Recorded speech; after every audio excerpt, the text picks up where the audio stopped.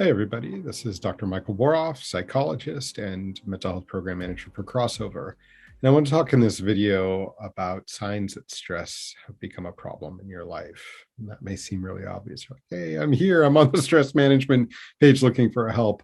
But there are a few really important points that I want to get across in this video. And one is that stress is a continuum, and there's usually a buildup where there are kind of early signs that stress is becoming a problem, and those signs get worse and worse the more we ignore them or aren't aware of them, don't deal with them.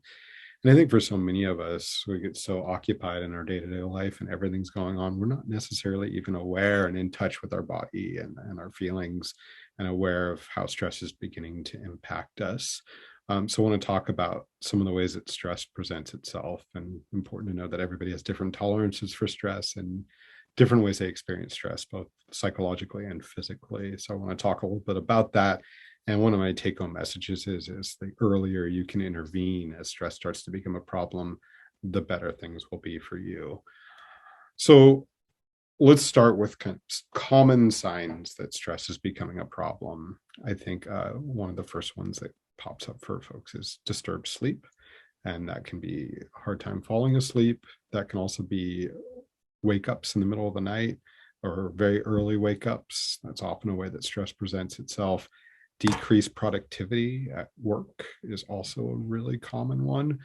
We have people come in all the time thinking they have ADHD, and we have a whole ADHD section of Be Well as well, where we talk about this. But often what it is that stress has led to poor productivity or even burnout. And so that can be a sign. Lack of motivation, feeling like I can't wait for the weekend, dreading Mondays, coming back to work. Those can all be signs.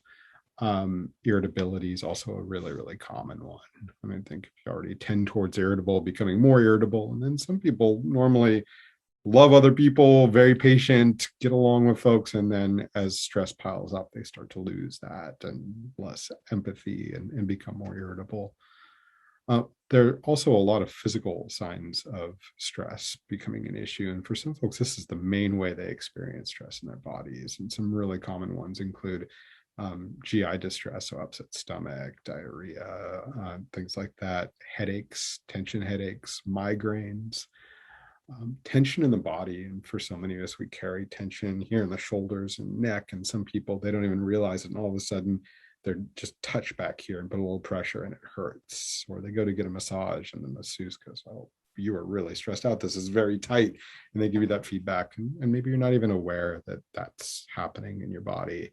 High blood pressure, all sorts of things that can happen as a result of stress. And again, it's different for all of us. And so what's important for you is to utilize the mindfulness that we're talking about so often in the stress management area, to check in with yourself and what you're feeling psychologically, physically, notice what's happening in your body, and write down what your signs are. What are the earliest signs that you're starting to get too stressed out? And as it builds up, like, what are the signs that you're in like code red? This has gotten really bad. And I think it's important to know that stress, as it builds, that the more we let stress build up, usually the more severe the impact is on us. And there's a lot of research to show that our decision making worsens significantly when stress levels are high.